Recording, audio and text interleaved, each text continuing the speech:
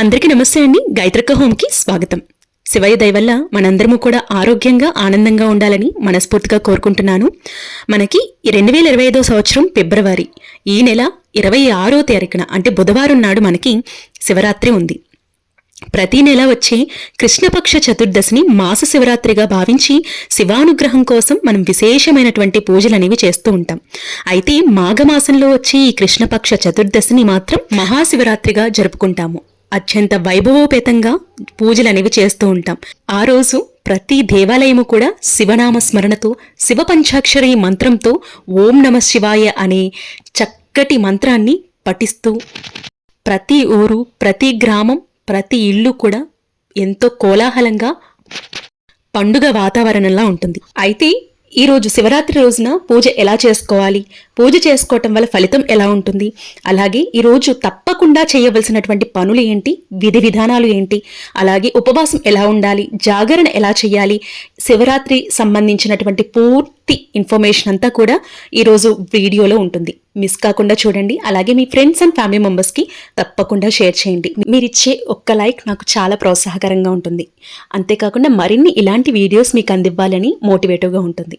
Like ఇవ్వడం మర్చిపోవద్దు. అలాగే సబ్స్క్రైబ్ చేసుకోండి. అయితే ఈరోజు శివరాత్రి పూజ రోజున ఉదయాన్నే లేచి ఇంటినంతా శుభ్రం చేసుకుని చక్కగా గుమ్మం ముందు ముగ్గు అనేది వేసుకుని గడపని కూడా చక్కగా పసుపు కుంకుమ రాసి గడపని కూడా పూజించాల్సి ఉంటుంది. ఎందుకంటే గడప అనేది కూడా మనకి లక్ష్మీదేవి స్వరూపం కాబట్టి ముందుగానే పూజ అనేది చేసుకోవాల్సి ఉంటుంది. అయితే ఇక మీరు పీఠం పెట్టుకుని పూజ అనేది చేసుకోవచ్చు. చాలామంది అఖండ దీపం పెట్టి కూడా పూజ అనేది చేస్తూ ఉంటారండి. అలా చేసుకునే వాళ్ళు అలా చేసుకోవచ్చు. లేదు అంటే మీరు శివరాత్రి రోజున స్వామివారికి ఒక ప్రత్యేకమైనటువంటి పీఠం ఈశాన్యంలో వేసుకోండి. మీ ఇంటి ఈశాన్యంలో తప్పకుండా ఈశాన్యం గుర్తుపెట్టుకోవాలి. ఎందుకంటే శివుడికి ప్రత్యేకమైనటువంటి ఇష్టమైనటువంటి స్థానం ఈశాన్యం. ఈశాన్యంలో శివుడు కొలువై ఉంటారండి. కాబట్టి ఈశాన్యంలో పీఠం అనేది ఏర్పాటు చేసుకుని పూజ అనేది చేసుకోండి. లేదు మేము పూజ చేసే ప్రదేశంలో చేసుకోవచ్చు అక్క అని అడిగితే అక్కడ కూడా మీరు చక్కగా పూజ అనేది చేసుకోవచ్చు. శివుడికి ఒక చిన్న బెల్లం ముక్క పెట్టి దీపారాధన చేసి నీళ్లతోనైనా అభిషేకం చేస్తే చాలండి. శివుడు బోలాశంకరుడు. మనము భక్తి, శ్రద్ధ, ఏకాగ్రత, విధి విధానాలతో చక్కగా ఆ స్వామివారిని పూజించి స్వామి నాకు నువ్వే దిక్కు అని అన్నవారికి తప్పకుండా ఆపద్బాంధవుడు అవుతాడండి. మన వెన్నంటే ఉండి మన సమస్యలన్నిటికీ కూడా తప్పకుండా పరిష్కారం ఇస్తారు. కాబట్టి అంత విశేషమైనటువంటి మహాశివరాత్రి రోజున స్వామివారిని ఎలా పూజించాలి అనేది ఈరోజు వీడియోలో మీతో పంచుకోబోతున్నాను. ముందుగా పీఠాన్ని ఏర్పాటు చేసుకున్న తరువాత పూలతో స్వామివారి పటం అంటే కుటుంబ సమేతంగా ఉన్నటువంటి పటాన్ని తీసుకుని అందంగా పూలతో అలంకరించుకోండి.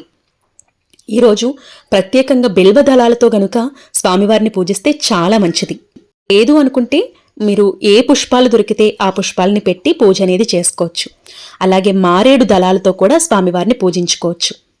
ఈ విధంగా కుటుంబ సమేతంగా ఉన్నటువంటి పటాన్ని అందంగా గంధం పెట్టి అలాగే కుంకుమ బొట్టులతో అలంకరించి పూలతో అలంకరించి మండపాన్ని కూడా అందంగా అలంకరించుకొని అలాగే ఒక చిన్న శివలింగం ఉంటే సరిపోతుందండి. బొటనవేలికి మించినటువంటి శివలింగం ఇంట్లో ఉంచుకోవచ్చు, ఇబ్బంది ఏం లేదు. ఇంకా ఏర్పాటు చేసుకునే కంటే ముందే మీరు స్వామివారి పటం ఏర్పాటు చేసుకున్న తర్వాత ధూపాన్ని ఇచ్చి తరువాత దీపపు కుందుల్ని పెట్టుకుని పసుపు కుంకుమ పెట్టుకుని తర్వాత వినాయకుడిని కూడా ప్రతిష్ఠించుకుని తర్వాత శివలింగాన్ని కూడా ప్రతిష్ఠించుకున్న తరువాత ఏకహారతి సహాయంతో దీపారాధన అనేది చేసి ముందుగా వినాయకుడికి మనం ఏ పూజ చేసినా ఏ వ్రతం చేసినా వినాయకుడికి పూజ అనేది చేస్తాం కాబట్టి వినాయకుడికి పూజ అనేది చేసుకోవాల్సి ఉంటుంది.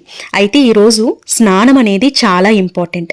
మీరు గనుక నదీ స్నానం ఆచరించి పూజ అనేది చేసుకోవచ్చు. లేదు అంటే మీరు స్నానం చేసే నీళ్లలో కొంచెం పసుపు వేసి స్నానం చేసుకోండి. ఎందుకంటే జాతక పరమైనటువంటి దోషాలన్నీ కూడా తొలగిపోతాయండి. ముఖ్యంగా ఏలినాటి శని ప్రభావం ఎవరికైతే ఉంటుందో అలాంటి వారు నదీ స్నానం ఆచరించి చక్కగా శుచిగా శుభ్రంగా స్వామివారి దేవాలయానికి కానీ లేదంటే ఇంట్లో వీలైతే ఇంట్లో కానీ పూజ అనేది చేసుకుని అభిషేకం అనేది చేసుకుంటే మీకున్నటువంటి ఏలినాటి శని ప్రభావం మొత్తం కూడా పోతుందండి.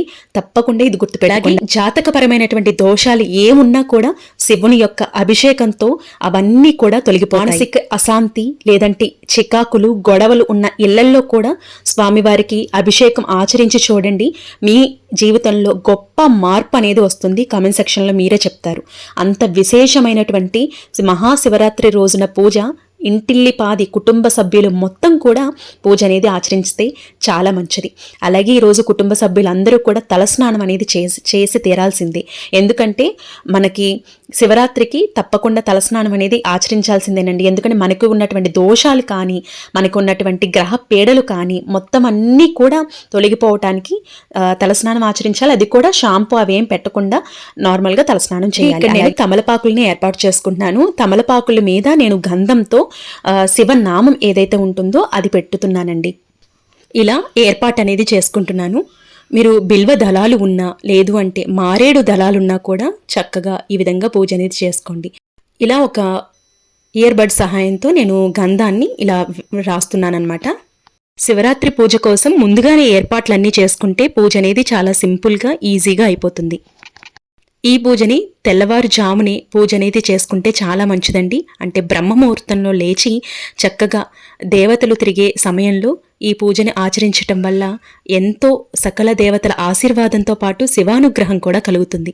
అయితే ఈరోజు శివపంచాక్షరి మంత్రమైనటువంటి ఓం నమః శివాయ అనే మంత్రాన్ని ఈ రోజంతా కూడా నామస్మరణ చేసుకోవటం వల్ల మనకి ఉన్నటువంటి దోషాలన్నీ తొలగుతాయట. అంతేకాకుండా మనకి మోక్ష మార్గం సిద్ధిస్తుంది. అంతేకాకుండా ఈరోజు చేసే జపానికి, అలాగే పూజకి, దీపారాధనకి, ఉపవాసానికి, జాగరణకి, దీంతోపాటు మనం చేసే దానాలకి కూడా గొప్ప విశేషం అనేది ఉంది. అన్నిటితో పాటు అభిషేకానికి ఎంతో విశేషం అనేది ఉందండి. ఒక్కొక్క అభిషేకానికి ఒక్కొక్క ప్రత్యేకత అనేది ఉంటుంది. మనం నీళ్లతో అభిషేకం చేస్తే ఒక ప్రత్యేకమైనటువంటి ఫలితం ఉంటుంది. పాలతో అభిషేకం చేస్తే ప్రత్యేకమైనటువంటి ఫలితం ఉంటుంది. ఇలా ఒక్కొక్క ద్రవ్యానికి ఒక్కొక్క విశేషమైనటువంటి స్థానం ఉందండి. కాబట్టి మీకు ఏమీ అవైలబుల్గా లేవు, మేము టైం లేదు అనుకున్నవారు, అవైలబుల్గా లేవు అనుకున్నవారు ఉట్టి నీటితోనైనా స్వామివారికి అభిషేకం చేయించండి, లేదంటే చెయ్యండి. ఎందుకంటే చాలామంది గుళ్ళల్లో కూడా అభిషేకం అనేది చేయిస్తూ ఉంటారండి. అందువల్ల అభిషేకం అనేది గుళ్ళో చేయించుకోవచ్చు. లేదు అంటే మీ స్వహస్తాలతో స్వామివారికి మీ ఇంట్లోనే అభిషేకం అనేది ఆచరించుకుని పూజ అనేది చేసుకుని స్వామివారి గుడికి వెళ్ళి స్వామివారి దర్శనం అనేది చేసుకున్నా చాలా మంచిది. అలాగే ఈరోజు నేను పూజలో డమరుకం కూడా పెడుతున్నాను. డమరుకం పెట్టి పూజ అనేది ఆచరించుకుంటున్నాను. అయితే ఈ పూజలో నాకు ఒక మంచి ఫలితాన్ని స్వామివారు నాకు ప్రసాదించారండి. లాస్ట్ ఇయర్ ఎలా అయితే స్వామివారి కటాక్షం నాకు దొరికిందో ఈ పూజలో కూడా నాకు స్వామివారి కటాక్షం అనేది చూపించారనమాట, నిదర్శనం అనేది చూపించారు. అది నేను మీతో షేర్ చేస్తాను. చాలా ఆనందం అనిపించింది. అయితే ఇక్కడ ముందుగా దీపారాధన చేసుకున్న తరువాత వినాయకుడికి పూజ అనేది చేసుకున్న తరువాత ఇప్పుడు అభిషేకం అనేది ఆచరించాలి. ఎప్పుడు కూడా దీపారాధన చేసిన తర్వాత, వినాయకుడి పూజ చేసిన తర్వాత అభిషేకం అనేది ఆచరించాలండి. ముందుగా ఆచరించకూడదు. ముందుగా అభిషేకం చేసే ముందు స్వామివారికి ధూపాన్ని ఇచ్చిన తర్వాత నీటితో అభిషేకం అనేది చేయాలి. అభిషేకం చేస్తున్నంతసేపు, పూజ చేస్తున్నంతసేపు కూడా శివనామ స్మరణ అంటే ఓం నమః శివాయ అనే మంత్రాన్ని జపిస్తూ స్వామివారి యొక్క శ్లోకాలు, స్తోత్రాలు, అలాగే ఈరోజు లింగాష్టకం అన్నీ కూడా చదువుకుంటూ పూజ అనేది ఆచరించవచ్చు. ఈ అభిషేకం అనేది చేసుకోవచ్చు. 3 సార్లు పాలతో అభిషేకం చేసుకున్న తర్వాత మరొక్కసారి నీటితో అభిషేకం చేసి తరువాత శుద్ధి చేసి, అంటే స్వామివారిని శుద్ధి చేసి తరువాత చక్కగా స్వామివారిని ప్రతిష్ఠించుకోవాల్సి ఉంటుందన్నమాట. జాగ్రత్తగా పరిశీలించినట్లయితే అభిషేకం పూర్తయిన వెంటనే స్వామివారి అనుగ్రహం నాకు కలిగిందండి. స్వామివారికి పెట్టినటువంటి పుష్పం ఈ శివలింగం మీద పడిందనమాట. నాకు ఎంత సంతోషంగా అనిపించిందంటే ఒక రకంగా చెప్పాలి అంటే కళ్ళల్లో నుంచి నీళ్ళు అనేవి వచ్చాయండి. ఇది యాదృచ్ఛికంగా జరిగిందో లేదంటే స్వామివారి కటాక్షంతో జరిగిందో అనే విషయాన్ని పక్కన పెడితే అలా ఒక పుష్పం అనేది శివలింగం మీద పడడం అనేది నా పూజ స్వామివారు స్వీకరించారు అనే భావన ఎంతో సంతృప్తికరంగా అనిపించిందనమాట. కాబట్టి ఈ విషయాన్ని మీతో పంచుకుందాము అనే విషయంతో ఈరోజు మీతో షేర్ చేస్తున్నాను. మీరు కూడా చూస్తారనే ఉద్దేశంతో ఈ క్లిప్పింగ్ అనేది యాడ్ చేస్తున్నాను అనమాట. ఈ విధంగా అభిషేకం అనేది పూర్తి చేసుకున్న తర్వాత, స్వామివారిని శుద్ధి చేసుకున్న తర్వాత మరొక్కసారి స్వామివారికి నీటితో అంతా కూడా శుద్ధి చేసి స్వామివారిని మళ్ళీ ప్రతిష్ఠించుకోవాల్సి ఉంటుంది. తరువాత ధూపాన్ని ఇచ్చిన తర్వాత మళ్ళీ పూజ అనేది ప్రారంభించుకోవాల్సి ఉంటుంది. ఈరోజు మారేడు దళాలతో స్వామివారిని అర్చన అనేది చేసుకోవచ్చండి. అంటే శివపంచాక్షరి మంత్రాన్ని మీరు 108 సార్లు అంటే ఓం నమ శివాయ అనే మంత్రాన్ని పఠించుకోవచ్చు. శ్లోకాలు వస్తే శ్లోకాలు, స్తోత్రాలు, అలాగే స్వామివారి బిల్వాష్టకం, లింగాష్టకం, అలాగే ప్రత్యేకమైనది కాలభైరవాష్టకం. కాలభైరవాష్టకం చాలా చాలా విశేషం అండి. తప్పకుండా ప్రతి ఒక్కరూ కాలభైరవాష్టకం చదవటానికి ప్రయత్నించండి. ఎందుకంటే చాలా సింపుల్గా ఉంటుంది. ఎవరైనా కూడా కాలభైరవాష్టకం తప్పులు లేకుండా చక్కగా స్పష్టంగా చదువుకోగలుగుతారు. తప్పకుండా కాలభైరవాష్టకం చదువుకోవడానికి ప్రయత్నించండి. ఇక సాయంత్రం వేళ మళ్ళీ తిరిగి మనం దీపారాధన అనేది చేస్తూ ఉంటాం. దీపారాధన చేసుకున్న తరువాత ఆ రోజు సాయంత్రం వేళ మాత్రం తప్పకుండా శివతాండవం చదివి లేదంటే శివతాండవం వింటూ కూడా పూజ అనేది చేసుకోవచ్చు. శివతాండవం అనేది ఎంతో విశేషమండి. ఆర్థికపరమైనటువంటి ఇబ్బందులు కానీ, శని దోషాలు, గ్రహ దోష, ఏదైనా దోషాలున్నా కూడా తొలగిపోతాయి. స్వామివారి కటాక్షం తప్పకుండా లభిస్తుంది. అలాగే ఈరోజు పూజలో నేను చిన్న రుద్రాక్ష పెట్టుకున్నాను. మీ దగ్గర రుద్రాక్ష ఉంటే స్వామివారికి పెట్టి ఆ రుద్రాక్షకి కూడా పూజ అనేది చేసుకోవచ్చు. ఒకవేళ శివలింగం లేదు అనుకుంటే చిన్న రుద్రాక్ష తీసుకుని ఆ రుద్రాక్షని శివలింగంగా భావించి కూడా మీరు పూజ అనేది చేసుకోవచ్చు అనమాట. అలాగే ఈరోజు పిండి దీపారాధన కూడా చేసుకుంటున్నాను. స్వామివారికి ఎంతో ప్రీతికరం కాబట్టి పిండి దీపాన్ని కూడా 5 ఒత్తుల్ని ఒక ఒత్తుగా చేసి దీపారాధన అనేది చేస్తున్నాను అనమాట. అయితే ఈ పిండి దీపారాధన మాత్రం ఏలినాటి శని ప్రభావం ఉన్నవారు 5 ఒత్తుల దీపారాధన చేసుకోండి. అలాగే గ్రహ దోషాలు కానీ, బాగోకపోయినా, ఆరోగ్యపరంగా బాలేదు అన్నా, లేదంటే మానసిక అశాంతులు కానివ్వండి, ఆ రుణ బాధలు కానివ్వండి, అలాంటి వాళ్ళు తప్పకుండా పిండి దీపారాధన 5 ఒత్తుల దీపారాధన చేసుకుని చూడండి. అద్భుతమైనటువంటి ఫలితం అనేది మనకి కలుగుతుంది.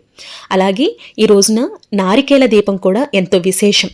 ఎందుకంటే మనం కార్తీక మాసంలో స్వామివారికి నారికేల దీపాన్ని వెలిగిస్తూ ఉంటాము. ప్రత్యేకంగా ఈరోజు అంటే మహాశివరాత్రి రోజున నారికేల దీపం వెలిగిస్తే కార్తీక మాసంలో చేయలేనటువంటి పూజల ఫలితం అంతా కూడా ఈ మహాశివరాత్రి రోజున నారికేల దీపంతో వస్తుందట. కాబట్టి తప్పకుండా ఈ నారికేల దీపాన్ని కూడా వెలిగించడానికి ప్రయత్నించండి.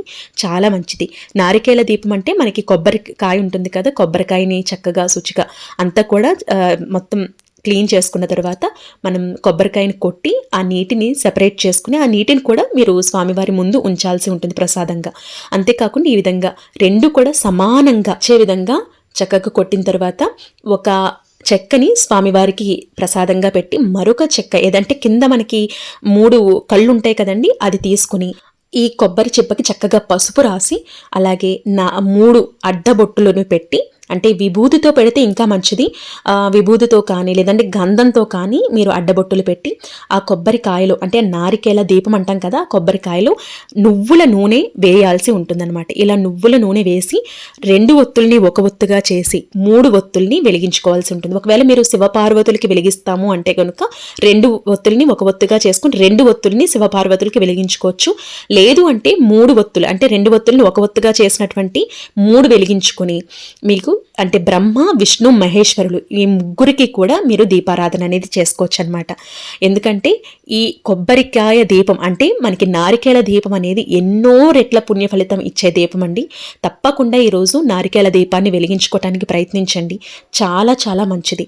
ఈ విధంగా చక్కగా పూజ అనేది ఉంటుంది. అయితే ఈరోజు ఉపవాసం అనేది మార్నింగ్ నుంచి సాయంత్రం వరకు ఉపవాసం ఉండి మీరు పూజ అనేది ఆచరించవచ్చు. ఒకవేళ మేము ఉపవాసం ఉండలేము అనుకుంటే కనుక అల్పాహారం తీసుకుంటూ పాలు పళ్ళు తీసుకుంటూ ఉపవాసం అనేది చేసుకోవాల్సి ఉంటుంది. అయితే ఇక జాగరణ విషయానికి వచ్చినట్లయితే మనం ఈరోజు అంటే శివరాత్రి రోజంతా కూడా జాగరణ, సాయంత్రం అంతా కూడా జాగరణ అనేది ఉండాల్సి ఉంటుంది. జాగరణ అంటే శివనామ స్మరణతో, శివుని యొక్క శ్లోకాలు స్తోత్రాలతో, ఈ శివనామ స్మరణతో జాగరణ అనేది చేయాల్సి ఉంటుంది, మేల్కొని ఉండాల్సి ఉంటుంది అనమాట. ఈ జపం చేసుకోవటం లేదంటే భజన కార్యక్రమాలు ఏర్పాటు చేసుకోవటం ఇట్లాంటివి కూడా చేసుకొని జాగరణ అనేది పూర్తి అనేది చేసుకోవచ్చు. ఈ విధంగా పూజ అనేది ఆచరించాల్సి ఉంటుంది. ఈ వీడియో మీకు నచ్చిందని అనుకుంటున్నాను. నచ్చినట్లయితే లైక్ చేయండి, మీ ఫ్రెండ్స్ అండ్ ఫ్యామిలీ మెంబర్స్కి తప్పకుండా షేర్ చేయండి. అలాగే మన ఛానల్ని సబ్స్క్రైబ్ చేసుకోండి. రేపటి ఒక మంచి వీడియోతో మళ్ళీ మీ ముందుకు వస్తానండి. ఈ వీడియోలో ఏమైనా డౌట్స్ ఉన్నాయి అంటే కమెంట్ సెక్షన్లో తప్పకుండా అడగండి, నేను తప్పకుండా రిప్లై అనేది ఇవ్వడం జరుగుతుంది. రేపటి వీడియోలో మళ్ళీ మీ ముందుకు వస్తాను. అప్పటి వరకు నమస్తే. అందరూ కూడా శివయ్య ఆశీర్వాదంతో మనందరం ఆరోగ్యంగా ఆనందంగా ఉండాలని మనస్ఫూర్తిగా కోరుకుంటూ రేపటి వీడియోలో మళ్ళీ కలుద్దాం. అప్పటి వరకు నమస్తే, మీ గాయత్రక్క.